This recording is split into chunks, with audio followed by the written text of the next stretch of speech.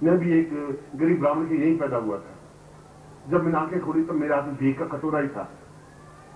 पिता ने जब भी मैं 5 साल का हुआ तो उन्होंने कहा कि ये भिक्षा पात्र है, गांव में घूमना है और भिक्षा प्राप्त करनी है, ब्राह्मणों का धर्म है भिक्षा प्राप्त करना। और भिक्षा मैंने मांगी। वो कह रहा कि ब्राह्मण को भिक्षा से कोई एकदम शर्मानी भी नहीं चाहिए।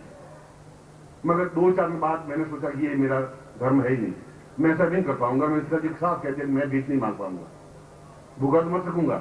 मेरे जीवन का हेतु सोपान ये है नहीं। मेरे पूर्वजों ने मांगी तो मांगी, ब्राह्मण का धर्म है भीख मांगना, भिक्षा मांगना तो धर्म है, पर मेरा धर्म ये नहीं है। इस ढंग से मैं जीवन जी नहीं पाऊंगा। वह मेरा एक विद्रोही स्वभाव था, वो जो स्वभाव आज तक है वो एक अलग बात है। मगर उस जगह से शुरू किया। और जब पहली बार उसमें साइकिल 15 रुपए में मिलती थी और मैंने पूरे नौकरी लगने के बाद साल भर के बाद एक सेकंड हैंड साइकिल भी खरीद नहीं पाया। नई साइकिल तो बहुत अलग बात है। 8 रुपए में सेकंड हैंड साइकिल मिल रही थी और मैं नौकरी कर रहा था, उसमें तनख्वाह मिलती थी मुझे 15 रुपए और मैं साइकिल नहीं खरीद पाया। और एक मिलिट्री का एक आदमी था, उसका ट्रांसफर हो गई तो उसने कहा कि मैं साइकिल बेच रहा हूं 8 रुपए में, आप ले लें। और मैंने चारों तरफ हाथ पैर दौड़ाया तो 8 रुपए भी मेरे पास थे नहीं। और जो मकान मालिक था उसने मना कर दिया कि मैं आपको 8 रुपए उधार दे नहीं सकता, आप देंगे कहां से। उसमें 1 रुपए की वैल्यू थी, 2 रुपए की बहुत बड़ी वैल्यू थी। उनके पिताजी थे वो सीधे साधे थे, जोधपुर के थे। उनका कि मैं मास्टर आपको 8 रुपए देता हूं, आप साइकिल खरीद लें।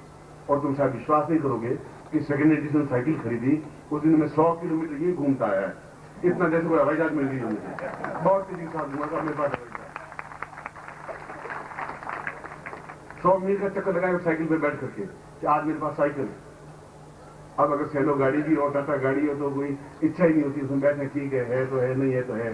हवाई जहाज में यात्रा कर चुके तो ठीक, बैठ गए नहीं बैठ गए। मगर जीवन वहां से शुरू हुआ। तो आपसे ज्यादा विपन्न अवस्था में जिंदगी शुरू की। जब नौकरी पे इंटरव्यू के लिए गया तो आप विश्वास नहीं करेंगे कि मैं अपनी पत्नी के पाजेब बेच करके गया था।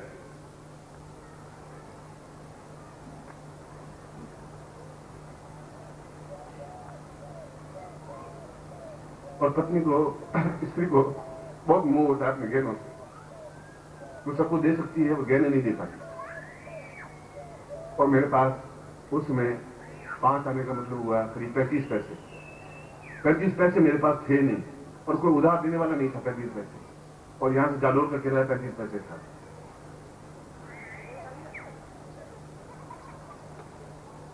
शिवरात्रि को मैंने पत्नी को कहा मुझे 35 पैसे चाहिए, कम से कम मैं पहुंच जाऊं, ड्यूटी पर पहुंच जाऊं, उसके बाद तनख्वाह मिल जाएगी।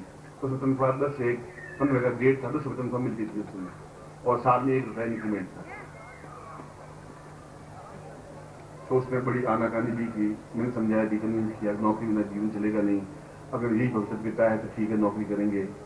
और 8वीं पास करके नौकरी करते थे उसमें, बोर्ड का इम्तिहान होता था 8वीं का। उस जगह से मेरे जीवन शुरू हुआ है, भिक्षा पात्र से और 35 पैसों के लिए गिड़गिड़ाते हुए। और उसके बाद जो कुछ संपन्नता प्राप्त की वह संपन्नता मंत्रों के माध्यम से प्राप्त की, क्योंकि मुझे भविष्यता का ज्ञान हो गया था कि आने वाला टाइम मेरा ऐसा है। उस जब मैं सन्यासी लिया तब मैंने इस ज्ञान को पहले प्राप्त किया कि मैं क्या था, कहां से मेरी धागा शुरू हुआ, कहां से मेरा जीवन प्रारंभ हुआ, कितने जन्म मैंने लिए और आगे मुझे कितने जन्म लेने हैं, क्या इस जीवन में सिद्धाश्रम प्राप्ति होगी, क्या मैं जीवन में पैसों के लिए संपन्न हो पाऊंगा, क्या ऐसी गरीबी मेरे साथ जुड़ी रहेगी जो मेरे साथ पीढ़ियों से जुड़ी हुई है। ये सारे प्रश्न मुझे उथल पुथल करके मैं अपने जीवन का इतिहास आपके सामने रख रहा हूं। इसलिए आपकी जो मजबूरियां हैं उससे ज्यादा मजबूरियां मेरे पास थी, उससे ज्यादा कठिनाइयां चुनौतियां मेरे पास थी, उससे ज्यादा दुख झेला मैंने, उससे ज्यादा भूख सहन किए। 4-4 दिन खाना नहीं खा पाए, इसलिए खा नहीं पाए, पास में पैसा ही नहीं था और उधार भी मांगता नहीं था और पत्नी को मांगने देता नहीं था पड़ोसी से आटा उधार देने। 4-4 दिन तो उनको मैंने कहा तुम पड़ोसी से एक दिन वो आटा खिला, यहाँ पर जोधपुर में यहाँ पर मकान है वो आप जब देखें तो केवल 5 बाई 8 की कोठड़ी है जिसमें 2 साल रहा जब मैंने ग्रेजुएशन किया उस समय की बात करें। और एक दिन को आटा उधार लेके आइए, एक दिन भूखे रह गए। तो जब मुझे मालूम पड़ा कि आटा पड़ोसी से उधार लेके आई है, तो मसला हुआ आटा, गूंथा हुआ आटा उठा के बाहर नाले में फेंक दिया। मैंने कहा कि उधार ला करके मैं रोटी नहीं खाऊंगा, न खाने दूंगा तुम्हें, अगर भूखे मर जाएंगे तो मर जाएंगे, भगवान ने ऐसे लिखा तो यही कर दूंगा।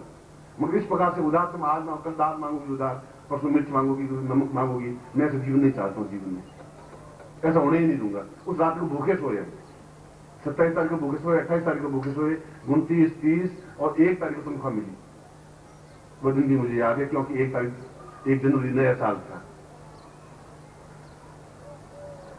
ऐसी नहीं कि आप इतना भी मजबूर हैं, उतना मेरे जितना आपने कठिनाई और चुनौती नहीं झेली होगी। उस जगह से मैं शुरू हुआ, कोई चांदी का चम्मच मेरे मुंह में नहीं था। आपकी जैसी